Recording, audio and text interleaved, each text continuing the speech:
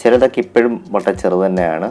അതിൻ്റെ കാരണം എന്ന് വെച്ച് കഴിഞ്ഞാൽ അതിന് അധികം ഫുഡ് കിട്ടുന്നില്ല. ബാക്കി വലുതായിട്ടിരിക്കുന്നതെല്ലാം കൂടെ ഫുഡ് തിന്നുകൊണ്ട് പോവുകയാണ്. അതാണ് അതിൻ്റെ റീസൺ. അപ്പോൾ ഇതിനെ നമുക്ക് എങ്ങനെ റെഡിയാക്കുമെന്ന് വെച്ച് കഴിഞ്ഞാൽ ഈ ചെറുതിനെല്ലാം കൂടെ മാറ്റിയിട്ട് വളർത്തുക. അതായത് വേറെ പ്രത്യേക ഒരു ടബിലേക്കോ അല്ലെങ്കിൽ ടാങ്കിലേക്കോ മാറ്റി കഴിഞ്ഞാൽ അതിന് മാത്രമായിട്ട് ഫുഡ് കിട്ടും. അപ്പോൾ അത് പെട്ടെന്ന് വലുതാവുകയും ചെയ്യും.